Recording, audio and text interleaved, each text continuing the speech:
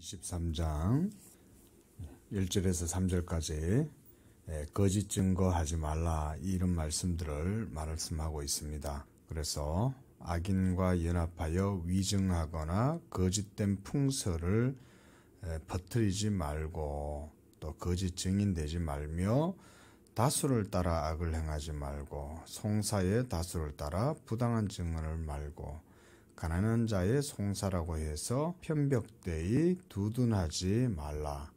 이거 뭘 얘기하는 걸까요? 그러니까 가난한 자도 그 사람이 가난하다고 해가지고 캔슬에 그 사람한테 돕지도 말라는 거잖아요. 거짓 증거하지 말고 다수의 어떤 여론몰이에 따라가지고 휩쓸리지도 말고 그렇다고 해서 가난한 자라고 해서 또 그 사람도 두둔하거나 이렇게 하지 말라는 말은 공평하라 이 말인 거죠. 공의대로 하나님의 정의로 행해라 이 말인 거죠. 자, 4절에서 원수의 길 잃은 소나 나귀를 보면 그게 원수의 것이라도 반드시 그 사람에게 돌려보내라는 거죠. 우리가 이 소가 내가 미워하는 무엇이 건갑다 이러면은 사람들은 감정적으로 할 수 있지 않습니까? 그거조차도 그렇게 하지 말라는 거죠. 그리고 미워하는 자의 나귀가 짐을 싣고 있다가 엎드러졌으면 그것도 보고 그냥 냅두지 말라는 거죠. 그게 비록 미워하는 자의 나귀일지라도 그것을 도와서 이제 짐을 부릴지니라 이렇게 얘기를 합니다. 6절에도 가난한 자의 송사라고 정의를 굽게 하지 말라. 그럴 수 있잖아요. 이런 게 인본주의이지 않습니까? 이게 하나님의 공의에 대해서 우리는 착각을 많이 할 때가 있거든요. 가난한 자를 도와주는 것.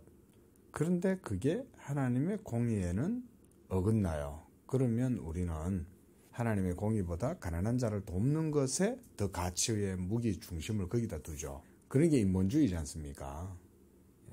예를 들어서 이거는 이제 광야에서 하나님이 이스라엘 백성들에게 주시는 법이긴 하지만 가나안 땅에 들어가서 심지어 하나님이 명령하시잖아요. 여리고 성에 들어가서 칠 때 어린아이까지도 불쌍히 여기지 말라는 거죠. 하나님은. 이런 걸 보면 우리가 하나님의 법에 대해서 우리 사람의 기준으로 보면 이게 좀 무리가 있어 보이는 거죠.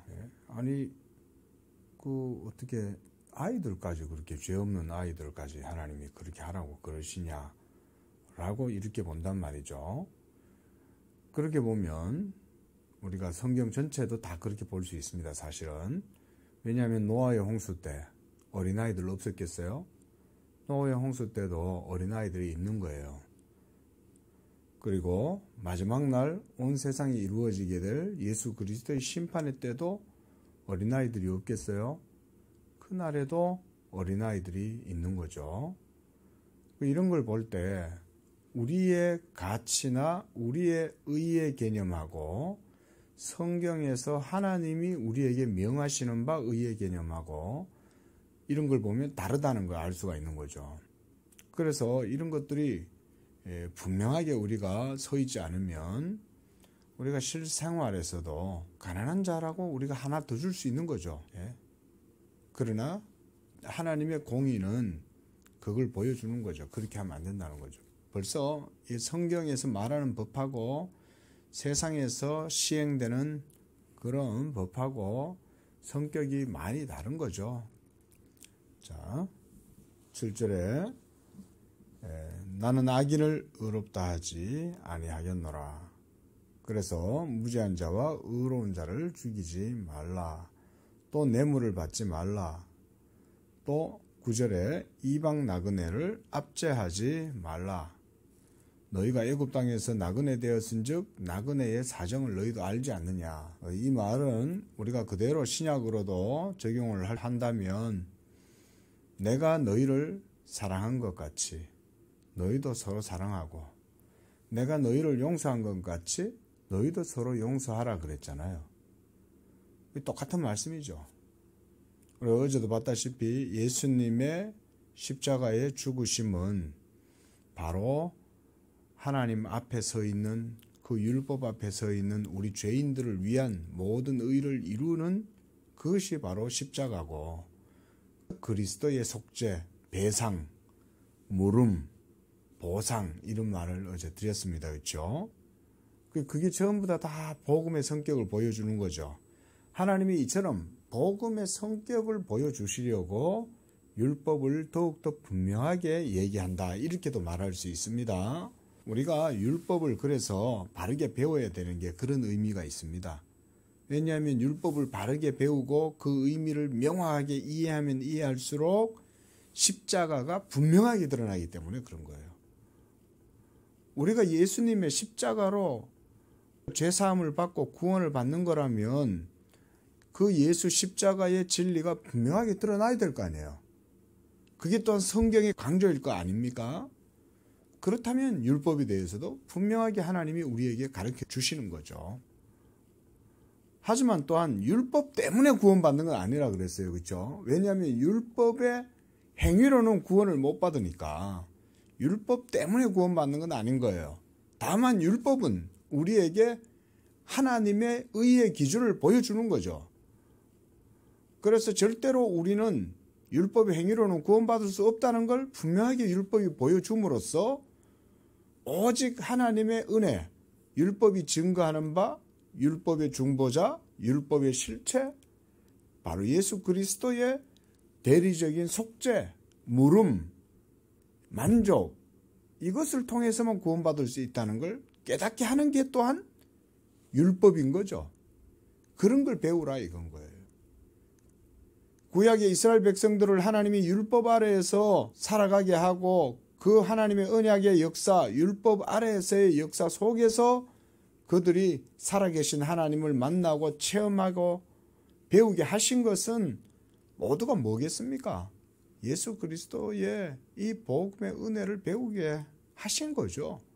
그래서 우리가 성경 공부에서도 말씀드렸듯이 그게 바로 언약의 역사요, 계시의 역사고, 그리고 생애 체험이 바로 그런 계시 역사 속에서 이스라엘 백성들은 율법을 체험하는 거죠. 우리가 이사야 선지서도 지금 보고 있지만 이사야 선지서의 그런 해석학적인 관점도 우리가 이런 성경적인 이해 속에서 성경의 본문을 해석하는 거다 그랬습니다. 그래서 이사야서 제일 처음에 기억을 하실지 모르지만 이사야서를 하면서 제가 한 2주 정도 그래서 선지서 특강을 한 거예요. 선지서를 해석하는 기본적인 원칙은 율법에 있다 그렇게 말씀드렸죠. 왜냐하면 율법이 하나님의 언약이잖아요. 구약시대 때는. 그러나 지금은 더 이상 그 율법을 따라서 하나님이 우리에게 뭐 예언을 하시든지 이렇게 하시지 않잖아요. 자, 10절에서부터 13절까지 안식년과 안식일에 관해서도 하나님이 말씀해 줍니다. 그래서 그 가나안 땅에 들어가서 너희가 파종해서 소산을 거두고 7째 해에는 갈지 말고 묵혀두고 그래서 가난한 자들이 먹게 해라. 7째 해, 7년째죠. 그렇죠? 이 7년이라고 하는 것을 하나님이 중요하게 강조하는 거잖아요. 이건 하나님의 숫자이기 때문에 그런 거예요. 그리고 또 12절에 7째 날, 이것은 안식일이지 않습니까? 그러니까 안식일도 잘 지키라는 거죠. 13절에 내가 내게 이런 모든 일을 삼가 지키고 다른 신들의 이름은 부르지도 말고 너의 입에 들리게도 하지 말라. 오직 하나님의 그 기준을 따라서 7년을 지키고 또 7일을 지키고 이렇게 삶을 살면 우리가 한 주일의 사이클이 7일이잖아요. 이게 하나님의 창조의 일종의 순리고 법칙이거든요. 그게 하나님이 다 우리 사람을 그렇게 만들어 놓으신 거예요. 그렇게 보시면 됩니다. 그래서 7이라는 숫자는 우리 사람의 일반 자연적인 그런 어떤 삶의 사이클하고도 맞는 거예요. 본성적으로. 세상에서는 6일 근무, 7일 휴일 이렇게 우연히 만들어진 것 같아도 그게 하나님의 창조 섭리 때문에 그런 거죠. 자, 이렇게 살다 보면 당연히 하나님께 포커스를 맞추고 살게 될 것이고 하나님께 포커스를 맞추고 살면 하나님의 법이 우리의 모든 일상생활 속에 실천적인 삶의 영역 가운데 다 이루어지겠죠. 이런 게 창조의 순리요 법칙이라는 거예요. 우리는 하나님이 한 날을 정해주지 않으면 1년 365일 자기들 원하는 대로 살 거 아니에요. 그렇죠? 일을 더 하고 싶은 사람은 더 열심을 내갖고 일을 해서 더 많은 돈을 벌려고 한 10일 정도까지 일을 하는 거죠. 그러고는 한 9일 동안 일하고 10일째 쉬고, 어떤 사람은 좀 여력이 더 나면 보름까지 쉬지도 안 하고 일하다가 뭐 16일째 쉬고, 그래서 보면은 이렇게 격주로 쉬는 그런 사람들도 있잖아요. 어떤 때 보면. 기본적으로 하나님이 창조의 순리를 7일로 만들어 놓은 거죠. 그래서 6일 동안 일하고 7일에는 쉬어라. 그 이유는 막연하게 우리의 육체적인 쉼만을 위해서 정하신 건 아닙니다. 이제 율법서에서는 이런 걸 배워야 되겠죠. 하나님이 우리 육체의 쉼을 위해서도 하시긴 하지만 단순하게 성경은 육체적인 쉼만을 위해서 안식일을 명하신 건 아닌 거죠. 그걸 통해 가지고 하나님을 경배하고 하나님을 섬기는 그것이 우리의 모든 생활 속에, 시간 속에 이루어지도록 하나님이 그렇게 해놓으신 거잖아요. 그래서 내일이 예를 들어서 주일이에요. 그럼 오늘이 토요일이에요. 그러면 뭘 생각해야 되겠습니까? 아, 내일은 하나님을 예배하는 날이다. 이러면 한 주의 중심을 6일 동안 일하느라 정신없이 살더라도 아, 내일은 하나님께 예배하는 날이구나 라는 생각을 당연히 할 거 아닙니까?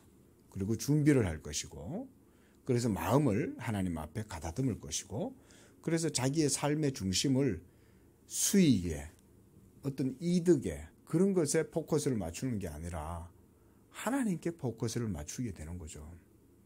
그리고 결과적으로 또 1년에 365일 중에 52주를 하나님 앞에 그렇게 52일을 예배하고 섬기고 드리면 52일을 수익이 없다고 이렇게 계산을 하지 말라는 거죠. 오히려 그 52주 동안 하나님을 예배하고 섬기면 하나님이 그보다 더 큰 복을 주신다는 거죠. 저도 저희 아버지가 이제 장로님이시고 기독교 가정이니까 그렇게 자랐거든요.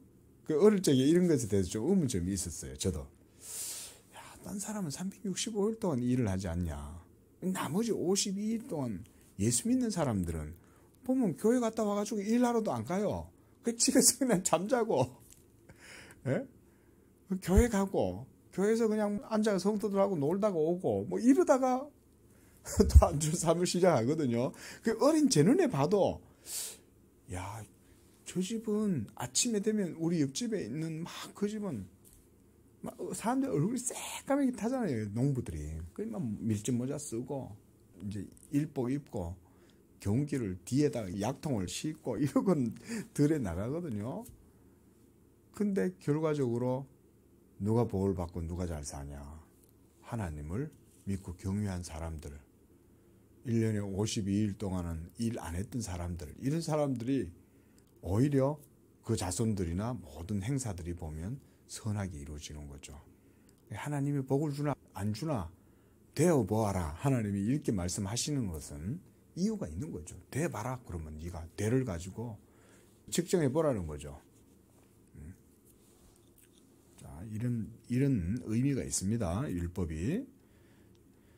특별히 이스라엘 같은 경우는 하나님을 섬길 때 하나님이 다 막아준다는 거죠. 그 제사를 지내고 있는데, 절기를 지키고 있는데 적이 쳐들어와요. 그럼 어떻게 합니까? 그럼 방비를 하러 나가야 되니까, 싸워야 나가야 되니까. 그렇기 때문에 하나님이 지켜주신다는 거예요. 사울 같은 경우는 전쟁을 하러 나가기 전에 그 사무엘이 올 때까지 기다려야 되는데 자기가 먼저 하잖아요. 아, 지금 적들이 쳐들어오고 있는데 사무엘 기다릴 시간이 어디 있어? 그냥 우리끼리 대충 그냥 제사 지내고 전쟁하러 나가자. 이런 거 아니에요. 그것 때문에 사울이 하나님 앞에 징계를 받지 않습니까?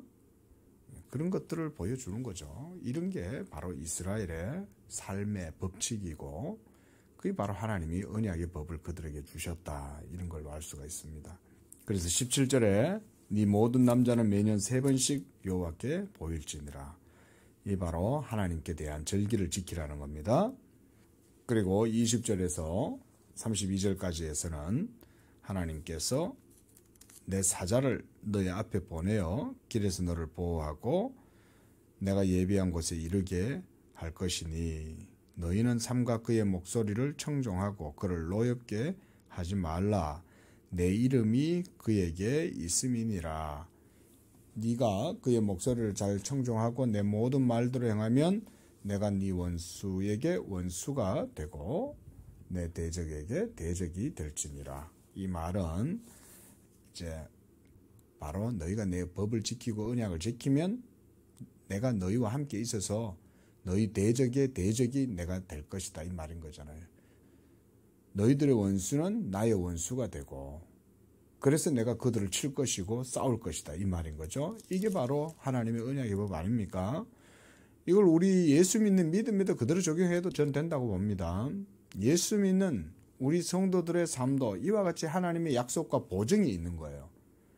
그래서 우리 기독교가 언약신앙인 이유는 하나님의 약속과 보증, 인치심이 우리의 신앙에 있기 때문에 그 약속의 말씀 때문에 예수 믿는 우리 성도들의 삶, 복음의 삶에 하나님이 그와 같이 역사하신다, 이 말인 거예요. 이게 구약의 율법 아래에서의 신앙과 신약의 기독교가 복음 아래에서의 신앙과 저는 동일하다고 보는 거예요. 하나님은 하나님의 성도들을 이 땅에서 그렇게 지켜주세요. 하나님의 약속의 말씀, 이 복음이 하나님의 보증과 하나님의 인치심과 하나님의 증거가 있다는 걸 하나님은 오늘날도 보여주신다, 이 말인 거죠. 우리 성도님들이 이런 점들을 잘 유념을 하시기를 바랍니다. 그래서 너희가 그 앞에 나아갔을 때 23절에 가나안 7 족속들 이런 사람들을 보면 내 사자가 너희 앞서서 이 7 족속들을 다 칠 것이다. 이 말씀이 실제적으로 이스라엘 역사 속에서 이루어졌죠. 여호수아가 길갈에서 할례를 행하고 그리고 여리고성을 향하여 이제 진격을 하려고 요단강을 건너려고 할 때 어떻습니까? 여호와의 군대 장관이 여호수아 앞에서 딱 나타나잖아요. 그리고 여호수아가 깜짝 놀라가지고 어떤 장군이 자기 앞에 서 있으니까 너는 우리 편이야 저쪽 편이야 내 신분을 밝혀 그랬더니 딱 그 군대 장관이 나는 이제 여호와의 군대 장관으로 너희들에게 와 있다. 나는 너희들 편이다, 이 말인 거죠. 만약 그들이 할례를 행하지 아니하고 가나안 땅에 진격을 했으면 어떻게 될까요? 백전백패죠. 그리고 여호와의 군대 장관이 그들과 함께 하지 않았겠죠. 예? 하지만 그들이 길갈에서 할례를 행하고 하나님의 언약의 법을 따라서 가나안 땅을 점령하고 들어갈 때에 하나님이 그들과 함께 하셨던 거죠. 이런 것들이 하나님이 이스라엘 백성들에게 보여주셨다, 이렇게 볼 수가 있는 거죠. 그리고 25절에 오직 그들의 주상을 다 부수고 네 하나님 여호와를 섬기도록 해라. 그리하면 여호와께서 너희의 양식과 물에 복을 내리고 너희 중에서 병을 제하리라. 왜 양식과 물을 언급했는지 아세요? 물이 그렇게 중요한 거예요. 물 속에 하나님이 신비로운 은총을 베풀어 주신다, 이렇게도 볼 수 있지 않습니까?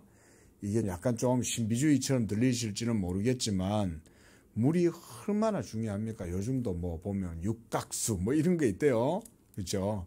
뭐 게르마늄 물 이러면서 뭐 얼마나 물이 중요합니까? 물의 분자 구조에 의해 가지고 그것이 우리 몸 속에 들어가면 우리의 몸에 얼마나 좋은 영향을 미치겠습니까? 물 속에 있는 미네랄이라든가 그런 것들이 물의 결정체가 우리 사람에게 미치는 영향이 있을 거 아닙니까? 그러니까 우리가 그런 깊이 있는 내용까지는 모를지라도 최소한 양식과 물이 이스라엘 백성들 중에서 효과를 내 가지고 그것을 먹고 마시는 사람들로 하여금 이렇게 병들까지도 하나님께서 제압해주고 면역력도 넓혀주고 항체도 형성될 수 있도록 해주고 이렇게 해주시는 거 아니겠어요? 저는 개인적으로 그렇게 믿습니다. 우리가 건강도 그러니까 하나님이 지켜주시는 겁니다. 저도 몸이 약한 편이거든요. 굉장히 약합니다. 어려서부터도 어머니가 늘 탄약 먹이고 그랬거든요. 근데 저는 지금도 마찬가지로 그런 믿음을 저는 개인적으로 가지고 있어요. 하나님이 우리의 육체의 몸조차도 지켜주시고 전신을 건전하게 하고 우리의 몸에 이런 모든 사이클도 하나님이 은혜 가운데 지켜준다. 저는 그렇게 믿어요. 하나님이 우리를 붙들고 계신다 그랬잖아요. 우리의 머리털 하나까지도 하나님이 세신다 그랬는데 우리 몸의 건강을 지켜주신다, 붙들어 주신다 이렇게 말하는 걸 신비주의라고 할 수 있냐 이거죠. 성경이 그렇게 말하는데 자 우리도 이렇게 믿으시기를 바랍니다. 그런데 거기 27절에 보면 너희가 그곳에 이르면 그 가나안 땅이죠. 그 백성을 모두 물리치고 그래서 네 모든 원수들이 너에게 등을 돌리고 도망하게 할 것이다. 이거는 우리가 신실하게 하나님을 믿고 섬기고 그 말씀대로 행하면이라고 적용을 하면 되겠죠. 예수 믿는 성도들, 신약의 성도들도 마찬가지입니다. 여러분들이 예수의 복음의 말씀을 믿고 믿음의 도를 따라서 하나님께 나아가면 하나님이 그와 같이 우리에게도 동일한 저는 복을 준다고 믿어요. 이게 바로 하나님의 언약의 약속이다 이거죠. 비록 율법은 아니라도 여전히 그 율법의 성취가 예수로 말미암아 우리에게 주어지기 때문에 예수 믿는 우리의 삶에도 하나님이 이같이 역사하신다. 이걸 저는 믿는 것이 성경적인 신앙이라고 저는 그렇게 말씀을 드려요. 그렇게 할 때 가나안 땅에 있는 7 족속들이 원수들이잖아요. 하나님의 원수들. 그들을 하나님께서 모두 다 물리쳐 보낼 것이고 그래서 왕벌을 네 앞에 보낼 것이라는 거죠. 그래서 그들을 모두 다 쫓아낼 것이다. 30절에 그 땅의 기업을 얻을 것이며 그들을 쫓아낼 것이다. 하지만 32절에 너는 그들과 그들의 신들과 언약하지 말라. 그렇게 하면 그들이 너를 범죄하게 하고 그렇게 함으로써 그 신을 섬기면 그것들이 너희에게 올무가 되리라는 거잖아요. 이게 바로 사사기에서 우리가 볼 수가 있죠. 사사기에서 사사들이 여호수아가 죽고 난 이후에 사사기에는 백성들이 가나안 땅에 살고 있던 그 7 족속들이 그들의 가시가 되고 올무가 되는 걸 보여주잖아요. 그게 지금까지도 남아있는 거 아닙니까? 저 블레셋이. 팔레스틴. 그 블레셋이란 말이거든요. 영어로 필리스틴이잖아요. 그 팔레스타인이라고 하는 그 나라가 그 지역이 지금도 가자 지구하고 예루살렘 지구하고 계속 포로 날리잖아요. 근데 지금 가자 지구에 남아있잖아요. 24장에 하나님께서 아론과 나답과 아비후와 70명의 장로들과 함께 올라오게 합니다. 그때 그들을 하나님 앞에서 올라오게 하실 때에는 멀리서 경배하게 하고 모세만 여호와께 나오게 했습니다. 그리고 3절에 모세가 여호와의 모든 말씀과 모든 율례를 백성들에게 전하였습니다. 그리고 그들은 여호와께서 말씀하신 모든 것을 준행하겠다라고 모두 다 이렇게 말하고 4절에 여호와의 모든 말씀을 모세가 기록하고 이른 아침에 일어나 산 아래에 제단을 쌓고 이스라엘 12지파대로 12기둥을 세우고 모세가 6절에 또 번제와 화목제를 드리게 한 다음에 모세가 피를 가지고 반은 여러 양푼에 담고 반은 제단에 뿌리고 그리고 거기서 보면 언약서를 가져다가 백성에게 낭독하여 듣게 하고 그리고 백성들은 어떻게 합니까? 그 낭독하여 들리게 한 말씀을 듣고서는 여호와의 모든 말씀을 우리가 준행하리이다 이렇게 응답을 하죠. 이런 게 언약식인 거예요. 언약이 반포가 되면 그 반포된 말씀을 듣고 준행하겠다고 고백하고 그러면 모세가 피를 가지고 그것을 말하자면 비준하는 의식이 이루어지게 되는 거죠. 그래서 피를 백성들에게 뿌리는 거예요. 그렇게 하면서 모세가 말하는 거예요. 여호와께서 이 모든 말씀에 대하여 너희와 세우신 언약의 피다. 그러니까 피가 없이는 이 언약이 비준되지 않는 거죠. 이런 게 그래서 이 언약식인 거예요. 그래서 이제 이 언약식이 이루어지고 나니까 언약의 피가 뿌려지니까 어떤 일이 벌어집니까? 9절에 보면 나답과 아비후와 이스라엘 장로 70인이 올라와서 10절에 이스라엘의 하나님을 보니. 자, 여기서 보세요. 하나님은 어떤 형상입니까? 그의 발 아래에는 청옥을 편듯하고 하늘같이 청명하더라. 바로 이스라엘의 하나님 여호와의 임재가 이렇게 보여주는 거죠. 이거 어디서 많이 보셨어요? 요한계시록에서 이거 보여주죠. 예수님의 발 아래에 이와 같잖아요. 그래서 우리가 구약의 이스라엘의 하나님은 언약의 사자, 야곱의 하나님, 예수님이다. 예수님이 바로 여호와시다. 그 요한계시록에 나타나는 그 예수님하고 같잖아요. 예수님의 발은 단쇠 같고 그 발 아래는 청옥을 편듯하고 막 그렇게 표현하잖아요. 그리고 그 피 때문에 이 이스라엘 장로 70인들과 나답과 아비후가 하나님 앞에 죽임을 당하지 않는 거예요. 11절에 보세요. 하나님이 이스라엘 자손들의 존귀한 자들 장로들에게 손을 대지 아니하였다 그러잖아요. 이 정도로 여호와의 임재가 있으면 다 죽는 거예요. 그게. 그런데 지금 왜 하나님이 그들을 살려두시고 그들을 손대지 않으셨다 이렇게 얘기하냐. 앞에서 하나님이 피를 통해서 그들을 정결하게 했잖아요. 이걸 보여주시는 거예요. 물론 그 피는 예수님의 피가 아니라 짐승의 피였긴 하지만 하나님이 그 예수의 피의 효력을 지금 짐승의 피라도 일단 보여주시는 거죠. 그래서 예수의 피가 중요하다는 것을 우리에게 깨닫게 해주시는 거죠. 이렇게 해서 12절에 하나님께서 모세에게 말씀합니다. 너는 산에 올라와 내게로 와서 거기 있고 네가 그들을 가르치도록 내가 율법과 계명을 친히 기록한 돌판 너에게 주리라. 그러니까 이 앞서 말씀하셨던 우리가 지금 24장을 보고 있는데 23장이나 그 앞서 말씀하셨던 모든 보상이나 배상에 대한 모든 법이나 이런 것들 공평과 정의를 지키라는 법이 모두 다 어디 속에 들어가 있다는 겁니까? 십계명 돌판 속에 함축적으로 다 들어가 있다 이 말인 거죠.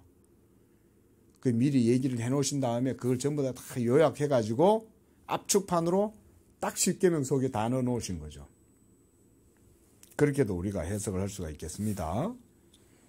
그래서 모세가 이 하나님께로 올라가니 16절에 여호와의 영광이 시내산에 머무르고 구름이 엿새 동안 산을 가리더니 일곱째 날에 여호와께서 구름 가운데 모세를 부르시고 산 위에서 여호와의 영광이 이스라엘 자손의 눈에 맹렬한 불같이 보였다는 거예요. 얼마나 무서웠겠어요. 무서운 거죠.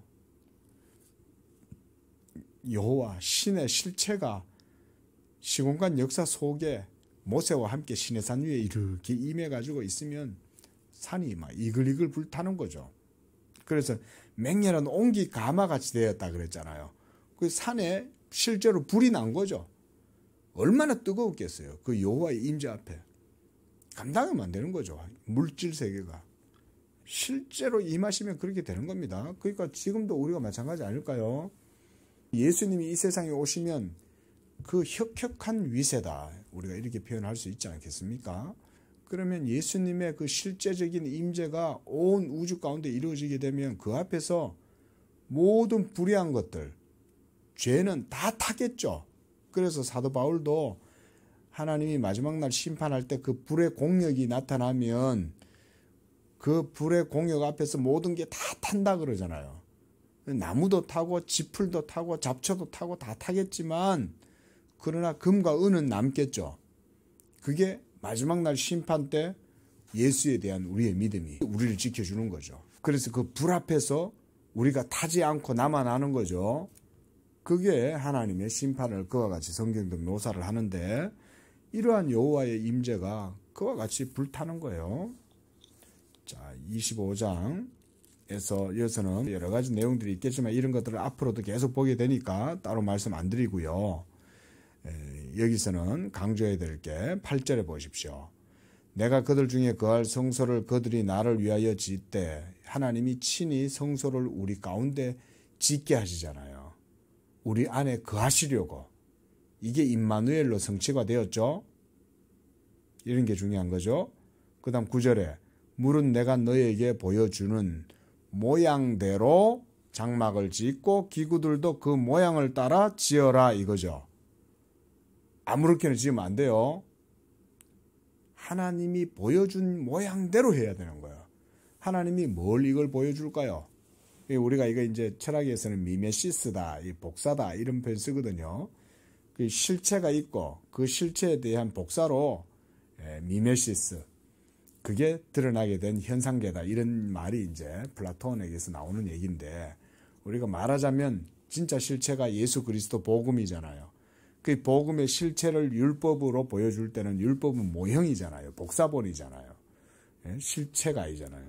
그러니까 모든 성막을 지을 때도 그 본 모양대로, 실체의 모양대로 해라는 거죠.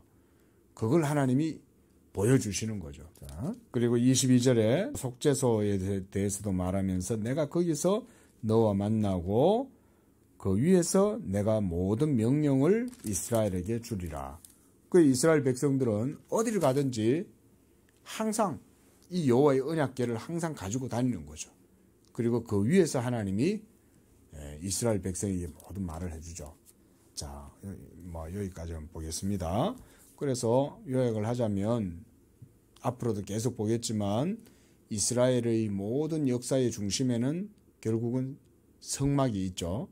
그리고 그 성막의 중심에는 또 지성소가 있고 그 지성소 안에 바로 언약궤가 있죠. 그 언약궤 위에 뭐가 있다는 거예요? 속죄소가 이렇게 천사들이 이렇게 덮고 있는 그런 모형이 있는 거예요. 이게 금으로 만들어 놓은. 이렇게 천사들, 그러니까 그룹이죠. 케루빔. 이 그룹들이 언약궤 위에 이렇게 덮고 있는 거예요. 그 속에 있는 하나님의 율법의 말씀이 그만큼 중요하다는 걸 그런 모형이 보여주는 거죠. 천사가 싹 그 속죄소 위를 덮고 보호하고 있으니까. 이렇게 하나님이 진리의 모습을 모형으로 보여주는 거죠. 형상화시키고 표상화시켜가지고. 좀 이해가 되시죠? 그렇죠? 그 눈에 보이지 않는 하나님의 참 진리를 하나님은 구약 이스라엘 백성들에게는 이와 같은 모형과 그림자 상징으로 하나님께서 모세에게 보여주시고, 모세는 하나님이 보여준 대로 그대로 얘기를 하고, 그래서 그걸 본 사람들이 그대로 만든 거예요. 기도하겠습니다. 자비하신 하나님 아버지, 주께서 이와 같이 우리에게 구원을 베푸시려고 저 이스라엘 백성들을 율법 아래에서 교육시키시고 훈련시키시고, 그래서 하늘의 참진리를 그들에게 상징과 모형으로 보여주심으로써 우리가 그 하나님을 알 수 있도록 해주셨습니다. 이와 같이 우리 성도들이 주님에 대한 믿음의 삶을 살아갈 때에 하나님의 언약의 법이 예수 믿는 우리 성도들의 삶 가운데 이루어지고, 그것을 통해서 우리 성도들이 하나님의 약속하신 언약의 복을 누리는 복된 삶이 다 되도록 축복해 주옵소서. 예수님의 이름으로 기도합니다. 아멘.